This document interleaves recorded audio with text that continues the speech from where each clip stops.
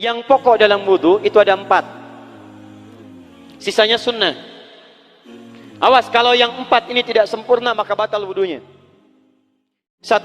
Faksilu wujuhakum, basuh wajahnya. Ambil air, tumpahkan di tempat yang akan dibasuh begini. Yang telunjuk itu kemudian menghapus atau menghilangkan kotoran di sela-sela mata. Contoh.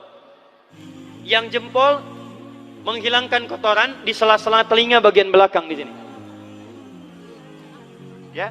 Jadi kalau misalnya saya mulai ambil airnya, kemudian saya tumpahkan di sini, yang telunjuk membersihkan di jari-jari di sini, di sela-sela mata. Yang jempol kemudian membersihkan di sela-sela di bawah telinga sini. Kemudian diselesai, selesai. 1. 2. Wa aidiakum ilal marafiq, ini yang sering keliru. Dan tangan sampai siku. Aidiakum ilal marafiq, ila sampai siku, bukan dari siku ke tangan. Jadi saat kita mengambil air wudu, ambil airnya, tumpahkan dari sini ilal marafiq sampai ke siku ke sini. Balikan lagi ke depan. Jadi bukan kerannya dibeginikan, sikunya dibeginikan, takut, bukan. Jadi bukan siku diteruskan ke bawah. Yang tepat itu ambil airnya, kemudian basuh dari sini sampai wudunya benar seperti ini, maka bersamaan dengan jatuhnya air wudu itu, jatuh pula dosa-dosa dan kotoran yang melekat pada anggota tubuhnya. 3. Wamsahu biru'usikum. Jadi yang ketiga ini tidak usah dibasuh. Jangan tumpahkan air di tempatnya, tumpahkan airnya kemudian usap tempatnya. Ambil airnya, tumpahkan, baru kemudian diusapkan ke kepalanya. Jadi bukan diambil air, tumpahkan di kepala begini. Masuk keseluruhan. Jadi kalau kita ingin wudu, ambil airnya, tumpahkan, basuh keseluruhan dari depan sampai ke belakang begini. Balikan lagi. Sebagian tapi dengan batas. Kata Imam Asy-Syafi'i, di mana batasnya ubun-ubun? Diboleh kalau kita mau wudu, misalnya ibu tidak bisa membasuh keseluruhan, sedang pakai kerudung misalnya, jilbab nggak bisa dibuka, tempat wudunya terbuka, Anda tinggal ambil air wudu, kemudian tumpahkan sedikit, boleh diusapkan bagian kepala sampai ubun-ubun, sah wudunya. At-tab'id min duni tahdid, sepanjang disebut bagian kepala. Masuk kepala nggak ada batas. Ini kepala bukan? Ini kepala? Ini kepala? Nah, jadi kalau Anda berwudu mengusap bagian kepala, itu sudah sah walaupun bagian tertentu diusap di kepalanya. Kapan ini dipraktikkan? Kata Imam Malik, kata Imam Abu Hanifah, ini dipraktikkan kalau seorang memiliki satu sakit di kepalanya yang tidak memungkinkan dibasuh keseluruhan. Pastinya yang dibasuh kepalanya bukan rambutnya. Jadi kalau ada laki-laki sudah dandan, sisiran, rapi, tiba-tiba keran dibuka, yang diusap cuma rambutnya, ulak. Itu batal wudunya, tidak sah. Kaki dibasuh sampai dengan bagian mata kakinya, dan ini tidak perlu saya terangkan karena mudah bagi kita untuk mempraktikkan. Satu ini saja, perhatikan baik-baik. Yang 4 ini wajib wudu, tambahannya sunnah. Niat dimasukkan dalam wajibnya. Lihat sini, kumur-kumur sunnah, telinga sunnah, istinsyak sunnah. Yang 4 ini wajib. Tapi terlepas dari wajib dan sunnahnya, perhatikan ini disebut dengan wudu. Dan hebatnya Al-Quran mengistilahkannya dengan toharah. Toharah. Apa itu toharah? Ada toharah, ada nadhafah, itu beda. Kalau nadhafah, bersih luarnya, tapi belum tentu bersih dalamnya. Bisa jadi luarnya bersih, tapi dalamnya najis. Misal, hewan yang paling najis apa? Yang haram. Misal hewan tadi itu, hewan babi misalnya, misal dibersihkan, dimandikan, disisir sampai bersih. Bersih tidak? Bersih, bersih. Tapi halal tidak? Suci tidak? Tidak. Al-khinziru nadhifun walakinnahu ghairu tahir. Babinya bisa bersih tapi tetap tidak halal, tidak suci dia, tetap haram, tetap najis. Paham? Tapi kalau bersih luarnya dan suci dalamnya, maka kalimatnya berubah dari nadhafah jadi toharah. Toharah. orangnya disebut dengan tahir. Kalau rajin dikerjakan disebut dengan mutatahhir. Wudu dalam Quran disebut dengan taharah.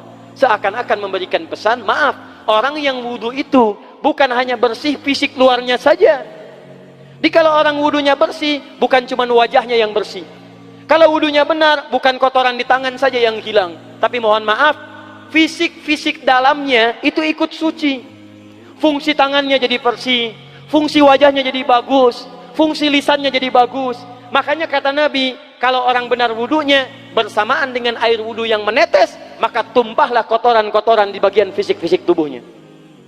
Jadi kalau kita benar wudunya kumur-kumur, kukumur, masukkan, keluarkan, bersamaan dengan keluarnya air itu, maka kotoran-kotoran di lisan pun ikut keluar. Tangan dibasuh, bersamaan dengan dibasuhnya tangan, fungsi tangan yang kotor-kotor itu ikut hilang. Hadis Muslim. Makanya orang yang setelah selesai wudu dia berdoa, apa wudunya? Apa doa wudunya? Asyhadu an la ilaha wa asyhadu anna Muhammadan Allahumma minat waj'alni minal, lihat sini, minal mutatahhirin, minat tawabin. Lihat. Bapak Ibu kan baru wudu, tapi kenapa doanya selesai tobat? Allahumma ja'alni minat tawabin. Ya Allah, jadikan saya termasuk orang tobat. Kita kan baru wudu, kenapa doanya baru selesai tobat?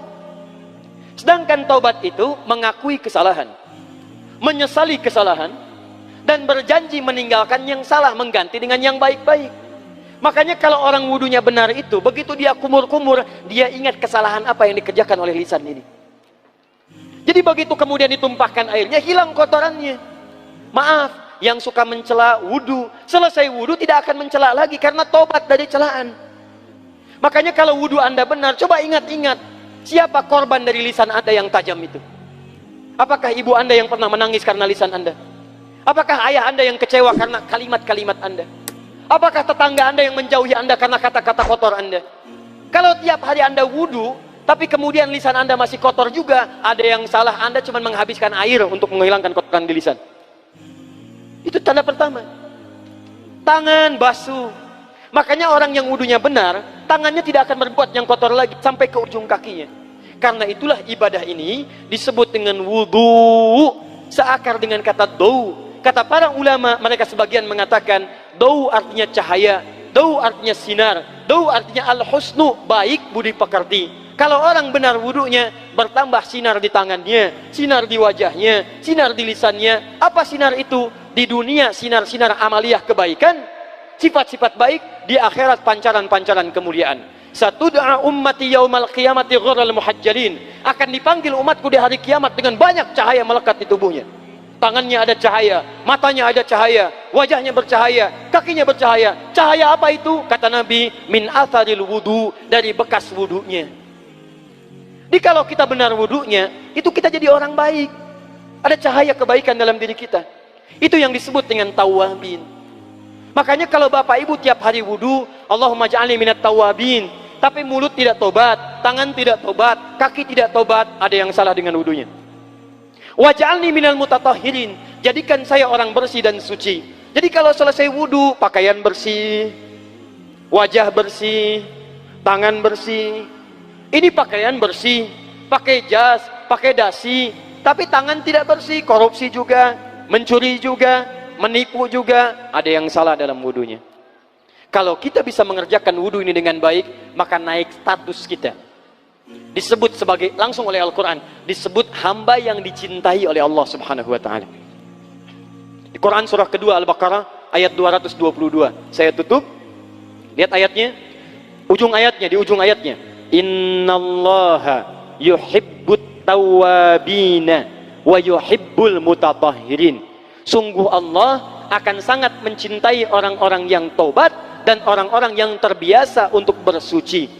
Kita selesai wudu mengatakan Allahumma ja'alni minat tawabin waj'alni minal mutatahhirin. Dijawab oleh Allah, innallaha yuhibbut tawabin wa yuhibbul mutatahhirin. Karena itulah orang yang rajin wudu adalah orang-orang yang dicintai oleh Allah Subhanahu wa ta'ala. Kalau Bapak Ibu, maaf ya, sekarang cek.